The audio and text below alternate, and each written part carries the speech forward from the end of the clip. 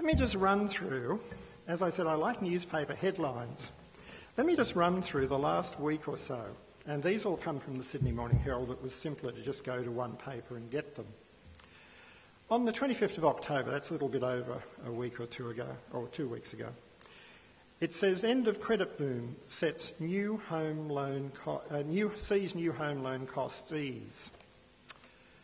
The 26th of October, grey clouds gather over the housing market. The 29th of October, this one was interesting, second homes in Europe become a reality as prices fall. So the investment brigade are quite happy to leave now and buy homes, it says, in Provence and Tuscany. Because of the Australian dollar and Europe's economic woes, Australians are now investing in properties overseas. I mentioned that to somebody and was informed that somebody I know, not a friend of mine, but somebody I know, has just purchased a canal boat. And I decided it might be an idea to get to know them a bit better. Because I have relatives in England that it might be worth a visit if somebody can provide me with a canal boat. Very interesting. However, on the 1st of November, we read new house sales slump to 10-year low. On the 2nd of November, building approvals hit a wall. And that was largely New South Wales and Sydney. These are all related to New South Wales. The 7th, yesterday, Sydney ripe for more home building, and yesterday, gloomy property outlook. Very interesting that they are the ones that have taken place only over, as I said, a bit over 2 weeks, less than 2 weeks ago. Sydney may be ripe for more home building. That's an understatement because, as we all know, there is a shortage and that is impacting very significantly on our work. But because building approvals have hit the wall, we all know that that makes the housing shortage critical in Sydney in the area that we will see. If they start building today, which is unlikely, and it will still be at minimum of about 2 years before we start to see any of that property being completed, possibly 5. So those announcements over the last week or two are basically saying we're in for a rough 5 years, provided there is a change and somebody starts building. If that doesn't happen, we're in for a rough time for a longer period. Where does it all end up? On the homeless, the last in line. All the people we deal with day to day. And as I said, this group is rapidly changing. As we've acknowledged that, it's happening quite significantly. The shops, the streets, the car parks are now home to many new tenants. Every night. Some only Monday to Friday as they work. Others all the time. And those of us who have eyes to see will have seen the subtle change.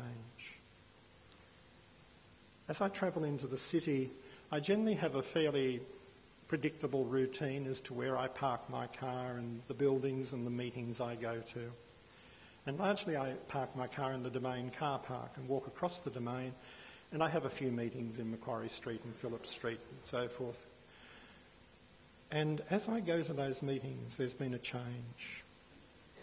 When I get to the Domain car park early in the morning, there is always somebody washing in the men's toilet, getting ready for the day at work.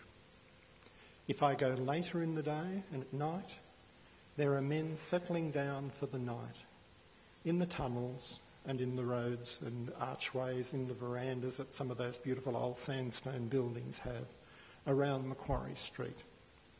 And I have seen these people now over a 12-month period. And they have white shirts and they have grey pants, and they particularly look after them because they know they'll be going to work tomorrow and that's what they'll wear.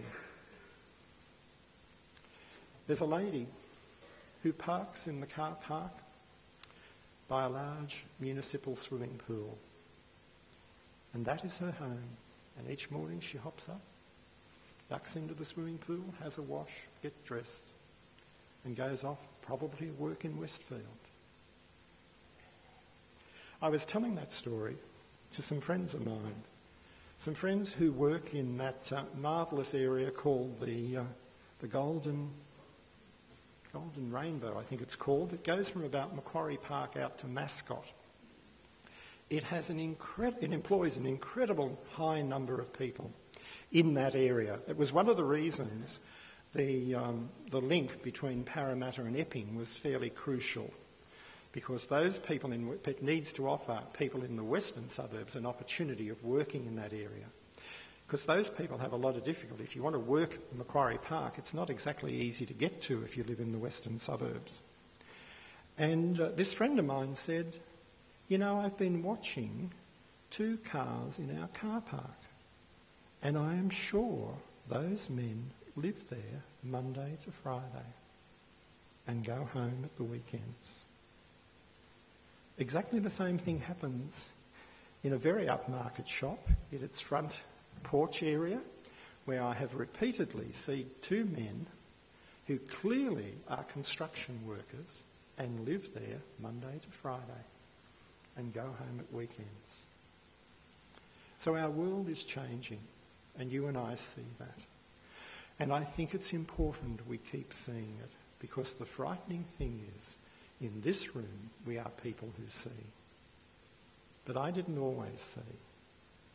And the majority of people out there do not see what we see. And we need to remember that. Okay, very quickly, where would I think we go? I'm going to be a bit radical here and suggest there's 2 answers, and perhaps challenge the churches. My job is to do that, I think. Well, if we're going to look at the future and we're going to say what do we need to increase the amount of money coming into the homelessness sector, probably it would help if we had another global financial crisis. But please don't quote me. I don't want to be seen as the person who said that. Because if we're going to be rather brutal, the reason homelessness and schools and putting bats in the roofs of houses all had to do with a global financial crisis. And that was what got homelessness on the agenda.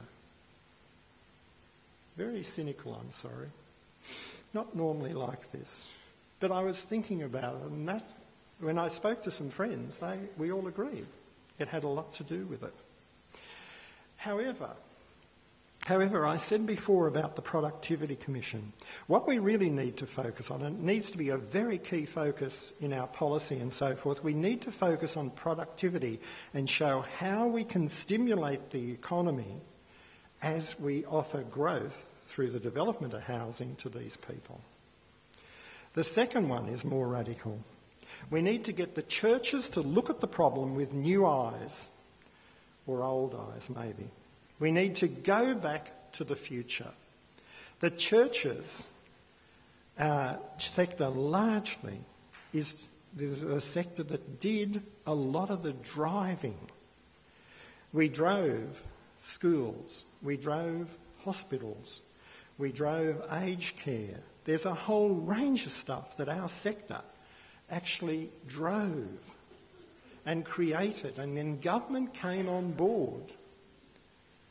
Now, it's a big risk and it's going to be difficult, and we really are going to have to look closely at our assets and how we can do it.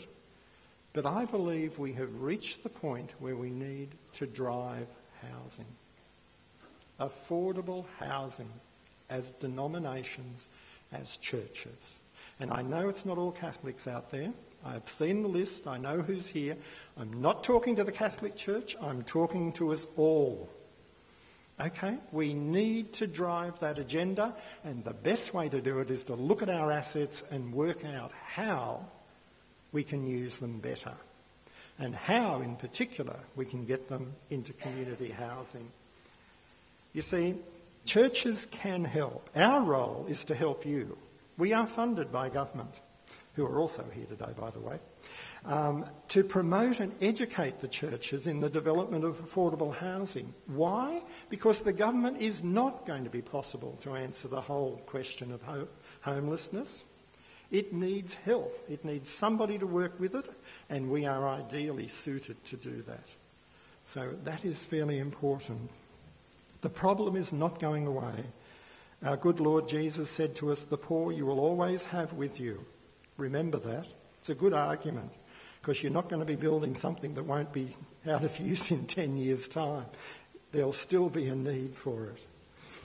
So churches can help. Our role is to help you. And we're freely available, funded by government, to come in and help you with those situations and negotiations and to look at alternatives. It's a problem that is new. It's something that we need to do. The Australian that we see, not everyone sees. If I was to ask you to do one thing today, I would simply say, keep your eyes open. Thank you.